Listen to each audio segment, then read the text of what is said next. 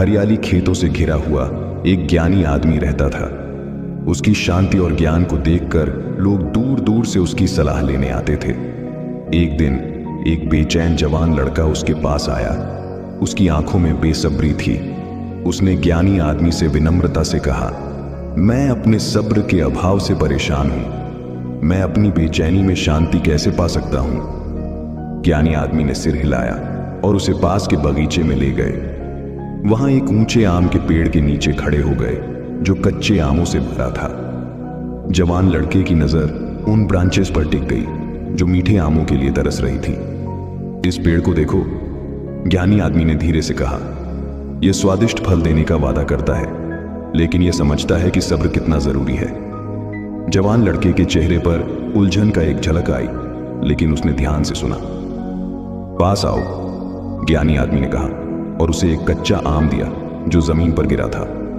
उसने वह आम उसके हाथ में रखा और कहा, इसे छक लो। जवान लड़के ने आम का एक टुकड़ा काटा और तुरंत ही उसका खट्टा स्वाद महसूस किया, जिससे उसकी भवें सिकुड़ गईं। देखो, ज्ञानी आदमी ने कहा, पेड़ सब्र से इंतजार करता है ताकि आम पके, क्योंकि यह जानता है कि असली मिठास समय के साथ आती है। अगर यह जल्दबाजी करेगा तो स्वाद कड़वा और असंतोषजनक होगा। जवान लड़के की बेसब्री धीरे धीरे समझ में बदलने लगी। उसने समझा कि इंतजार सिर्फ समय काटना नहीं है, बल्कि एक ऐसी प्रक्रिया है जो गहराई और समृद्धता को बढ़ाती है, जो आखिर काम मिलेगा। बगीचे से निकलते समय उसके अंदर एक नई शांति बस गई। अब उसके पास एक नया नजरिया था। समझ गया था कि जिंदगी के सबसे मीठे इनाम इंतजार के लायक होते हैं। अपने अनुभवों के बगीचे में उसने सब्र को पोषने का विचार किया, हर पल को पकने और प्राकृतिक रूप से अनफोल्ड होने दिया, जैसे पेड़ अपने फल को पकने के लिए इंतजार करता है। हमें भी अपनी जिंदगी में सब्र अपनाना चाहिए।